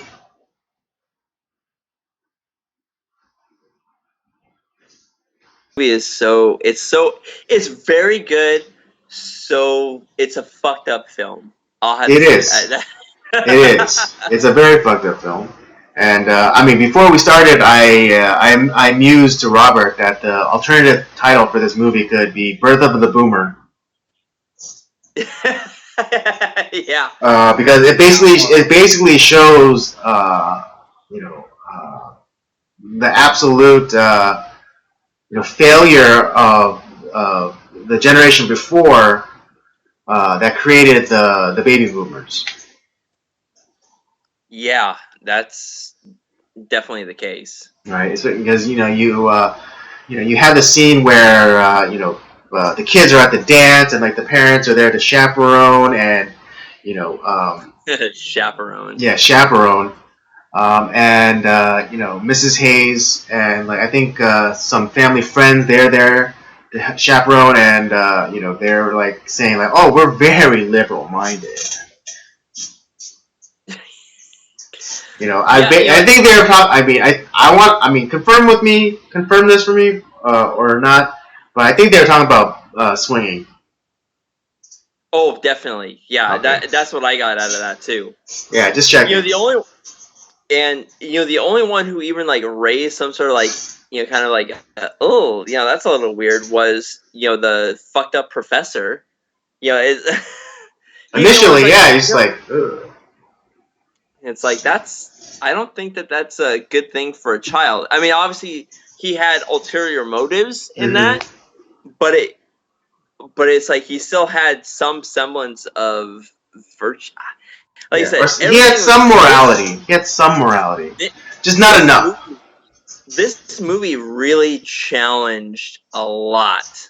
I mean, I had this movie come out like 10 years ago, like the subject matter, I don't think would be quite so shocking. Mm-hmm. But what I was blown away by, this is 1962 when this movie came out. And right, but they did have to. Yeah, they did depend highly on like implication and innuendo. right, because nothing was shown. Right, nothing was You had, explicit. Nothing was explicitly said or shown in this movie. right. So yeah, I mean, so that is something. I mean, obviously nobody wants to see that. I would think, but no normal person would want to see that. But the fact,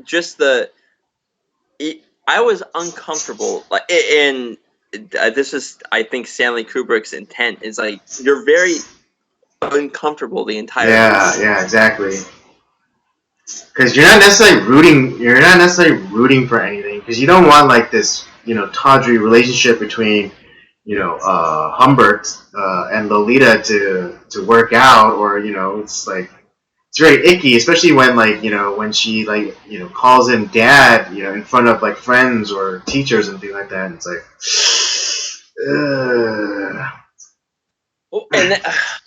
And so you have, where do I start? Because everything is so fucked up.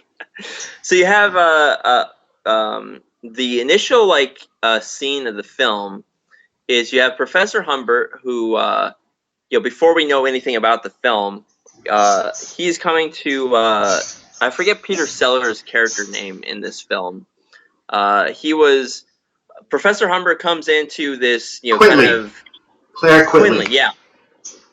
He goes into this guy's place, which is mansion that's all kind of like, it's clearly there's been a party or a party or two or 50 that have gone on there that is fucking shit faced.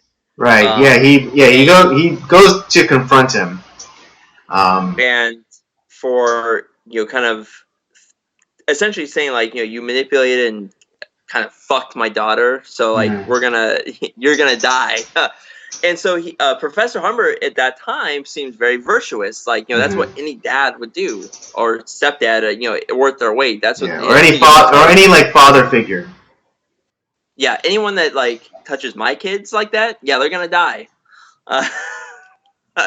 So and there's this kind of interesting scene between these two characters, and it obviously ends up with Professor Humbert shooting him.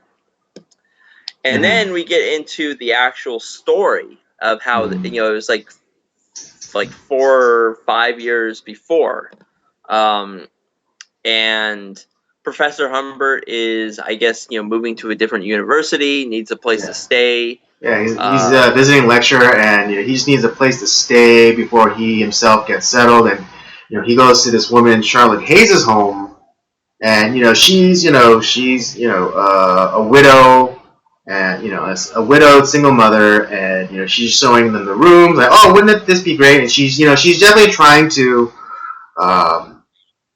play up how smart she is, how cultured she is, and like points out like, oh, I'm president of this society, and we brought this person to come and lecture or give us a talk, and it's like, oh, and check out all these paintings, they're reproductions, but here's a Monet, here's a whatever, here's a Van Gogh.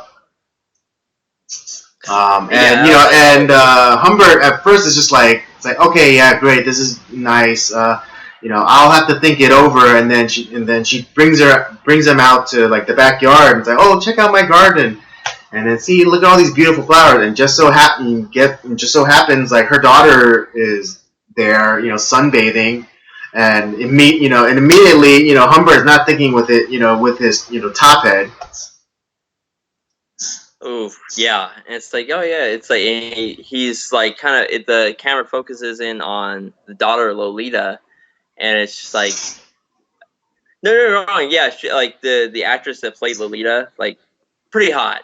You know, Yeah. Admittedly, yes. But yeah, it's like it's kind of this. That's the moment. It's like, I think I'll take the room. Yeah.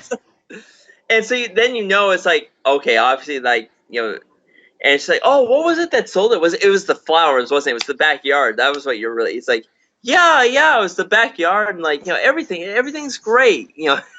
It's like, So this is perfect, and yeah, and slowly, you see him like give little glances at her, and there's like that scene where they, went to the drive-in movie, and they're watching, a scary movie, and he like, he grips, Lolita's hand, and then she like grips it back, and then like the mother tries, is startled, and she tries to grip Humbert's hand, but then notices that Lolita's hand's over it already, and it's like.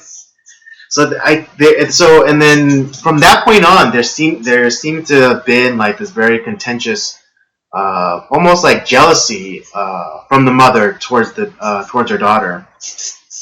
okay, well, because here's what I thought too, right? Like, because we know that she's a widow, Mm-hmm. that Charlotte Hayes is a widow, and it's like, why is she like having some strange man, like as far as like renting the room?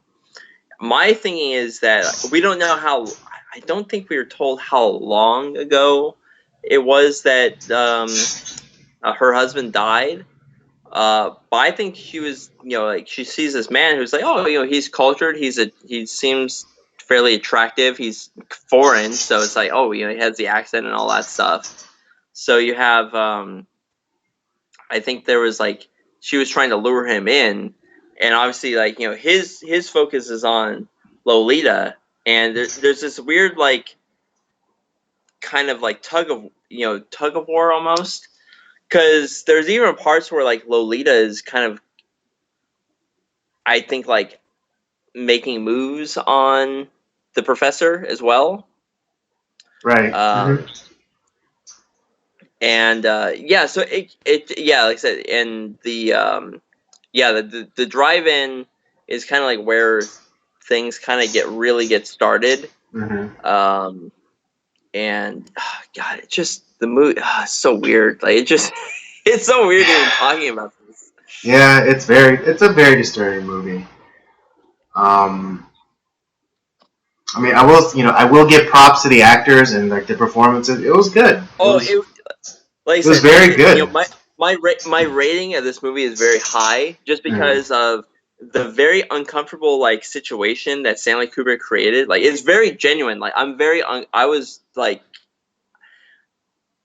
I felt very unsettled. I was like, but all the this. acting and everything was done is brilliant. It was great. It just God, the material is really fucked up. Mm-hmm. So and then after that, it's the the professor realizes the only way to kind of stay close to Lolita is to get close to the mom. Right. You know what's weird? I just realized this, dude. Humbert's like a beta orbiter. Yeah, he really did. Yeah, he kind of like hangs like in this term like best, like the kind of like the best friend to get with a hot friend. Okay. OBS just disconnected. It's okay. Connected again.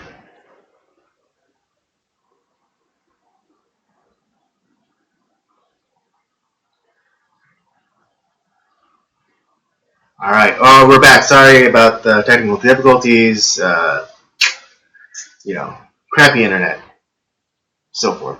It happens. It happens. Sorry. Anyways, yeah, but Robert, continue. So what I was saying is, like, you have this so to stay close to Lolita, who is the person that he really cares about, he marries Charlotte. Yet he has also been keeping a journal of his weird thoughts of like the feelings he has for Lolita, and so what his real thoughts are about Charlotte. Mm-hmm. and Charlotte is a very clingy, kind of eccentric woman.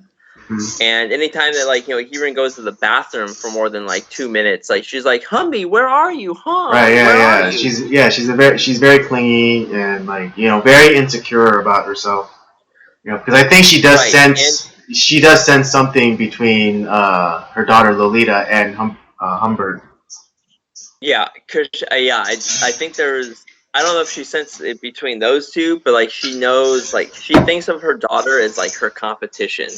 Yeah, it's very Freudian. Yeah, Yeah, in that kind of so that Electra kind of way. Yeah. exactly, yeah, and so she had sent her off to Charlotte had sent Lolita off to this girls' summer camp, Mm-hmm.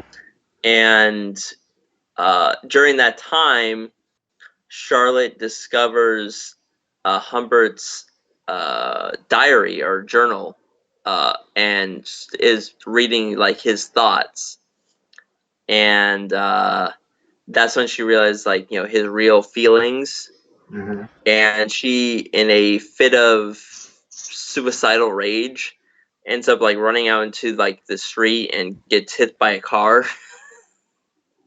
And that's where the story kind of gets more really messed up, Mm-hmm. because then you have because okay, so now they're married, obviously, and so Right. Humbert goes to grab Lolita from the summer camp, and he initially lies to her for, I don't, for some weird, because I don't know if he is, I don't know what the reasoning was, maybe because he didn't want to hurt her, or because he was trying to keep her joyfulness to himself. I don't know what was going on with that. Right. That was a weird scene. Yeah, that was a weird part of the movie where it's like, why don't you just come out immediately and say oh, your mom's dead. But yeah, I could see him maybe wanting to prolong this good feeling from her. So I don't know. Uh, Well, because he did say that they were going, they had to go to the hospital because something, her mom got sick or something like that, or got yeah. injured. But Mm-hmm. but he says oh, it's not serious or anything like that, and kind of lied to her. Mm-hmm. And they have this journey, because it's a several days journey back to um back to that town, and they obviously stay in, the first night they stay in a motel or hotel, and yeah, it's just they clearly it's not shown, but Right. It's heavily implied that they did the nasty. oh yeah, Yeah, it's heavily implied that they did the nasty. But yeah, from that point on, it's kind of downhill for them, and Humbert, it kind of flips, and Humbert becomes the one that's kind of becomes insecure and always wanting to know where Lolita's in and trying to control her, her movements and her activities. Um, to the point where Lolita has to take extraordinary measures for for her to get Humbert to allow her to participate in the school play. Um, but it right, wasn't. And then when he relents, um, it was found out that she was actually lying to him about piano lessons that he had set up for her, but then she had you know not gone to her piano lessons, saying that she telling the piano teacher that I wanted more time to rehearse, but in that time she might have been doing God knows what. And so they kind of right, have it out, and they have this huge blow up, and some of the neighbors can hear and inquire to see what was going on. But yeah, and then so she disappears for a little bit, but she said she says because he had implored her to run away with him. It's like, oh, we have no ties in this town. We can just, pull up and, just get out of here. And so, initially she, is very upset with him, but once Humbert happens upon her in a phone booth, her attitude changes. It's like, you're right. Let's just get out of here. And let's go off on a grand adventure. And so they do so. But on their travels, they Humbert starts noticing a car that's following them. Right. Yeah, and so this car like constantly following them, and it eventually gets to the point where Humbert's trying to get away from this guy, and he blows out a tire, and and then and that's when Lolita starts feeling sick, and so Humbert starts feeling sick, and so they check into a hospital where she can receive some treatment. But it's there at the hospital where she starts saying like, oh, I want to go back, or or where they kind of they're kind of like butting heads again. Um, Yeah, and it was all the suspicions that Humberg had were kind of true in a sense, because it turns out that the one of the guys that he kind of was suspecting, like, it turned out that he was playing several characters in very Peter Sellers fashion, by the way. yeah, yes, because long time, I guess, well-known collaborator with Stanley Kubrick's, Peter Sellers is in this movie. Yeah. He played several different characters, but it was the same. He was the same guy, but he was the guy playing a guy that was playing several different characters. Right. And it was a ruse to. So he obviously knew the situation that was going on between Lolita and Professor Humberg. Mm-hmm. I think it's sort of implied that they also had Lolita and him also had some sort of relationship going on, right. Sexual probably, and he worked to get her away from him. Uh-huh. And that was kind of like where the tension became towards the end of the movie, was the all that, it kind of culminated at the hospital where she ends up getting discharged, but it was like, oh, it was some uncle that took her out, and he was almost arrested at the hospital because everything is like, oh, it's all right, Yeah, because he was crazed, and he was like, he was trying to muscle his way, back into Lolita's room, but that's when the orderlies came, and it's like, oh, if you don't stop acting crazy, we're gonna have to commit your, we're gonna have to call the cops, and it's like, no cops. And then he spent several years trying to track her down to no avail. Mm-hmm.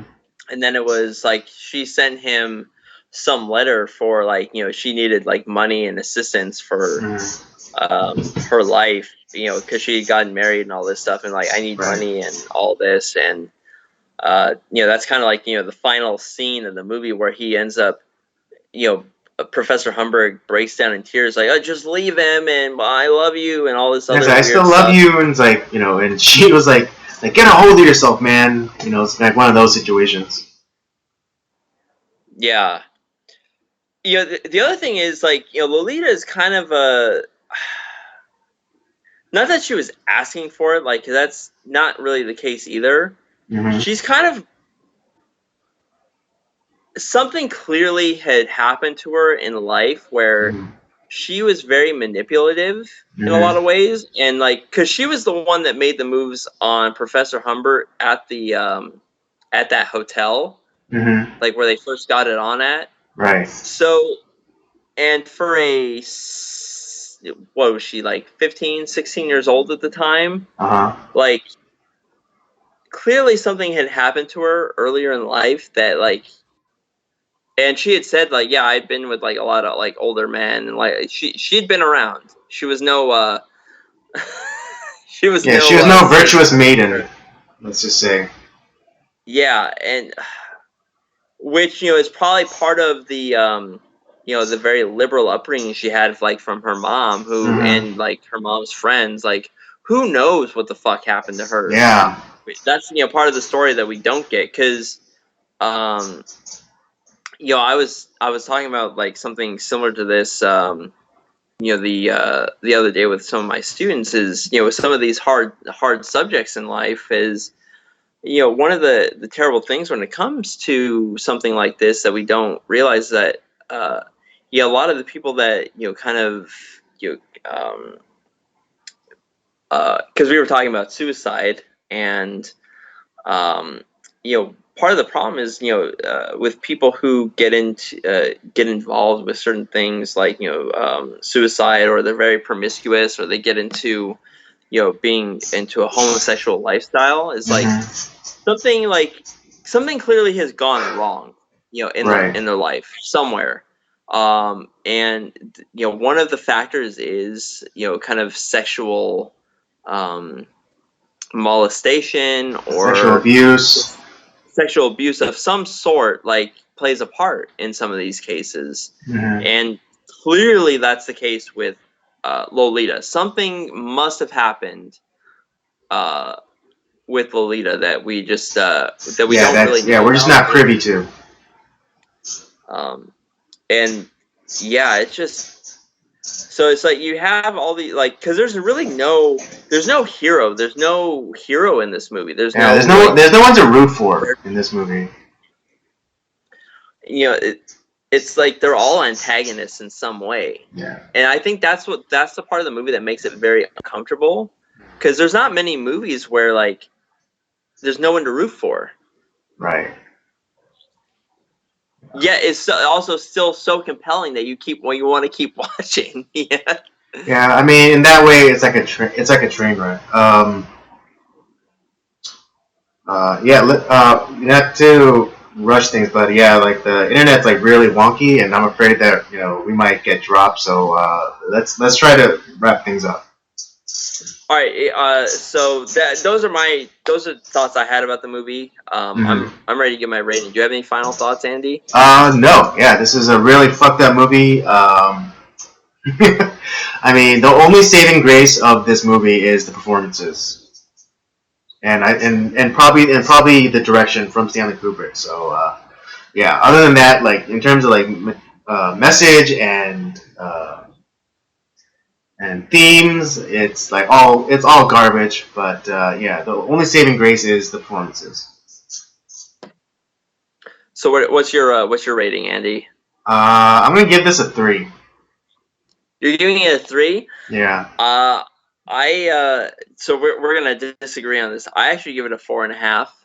4.5. Okay. Because, yeah, yes, the subject is of the movie is terrible. Like, Hmm. it's really dark, but you have the performances. You have, like I said, you have no hero in this movie, yet you're still like, I wanted to keep watching just to figure out what's gonna happen here. Hmm. I I I think it's not his best work, but it's damn near up there. And the fact that this was from 1962 is man,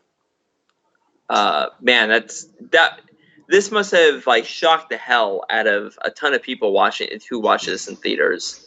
Well, yes. Actually, there is a quote from Stanley Kubrick about this movie. He said, "If I knew it was going to be this censored, I wouldn't have made it." Oh, so it was very censored.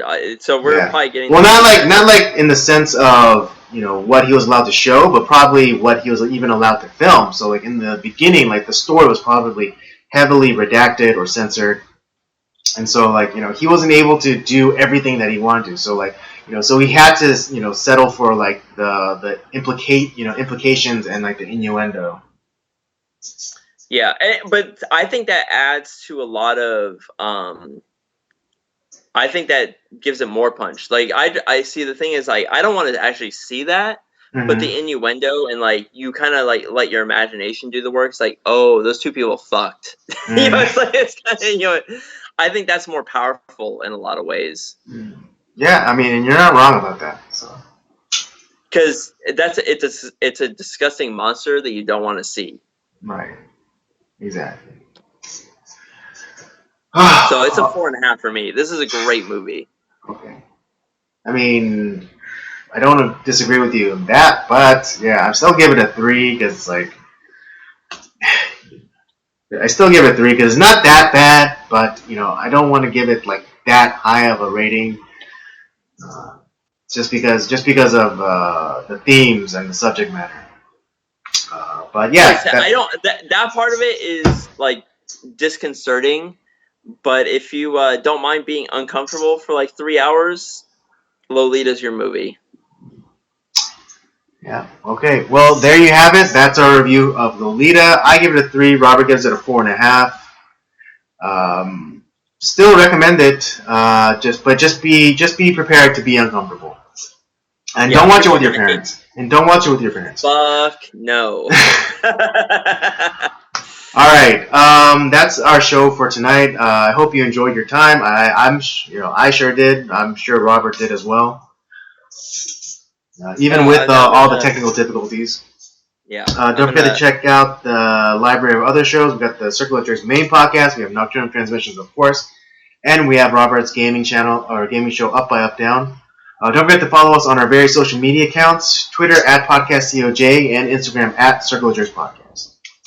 And with all that being said, we thank you. We hope you enjoyed the show and hope you join us again for next week for a very special month of movies. Oh yeah, Yeah. I mean, our birthday hero. yes, our birthday here. Or we share the same birthday with the star of all the movies that we're going to be watching this next month. Oh, I can't wait. I'm super excited. Oh, me too.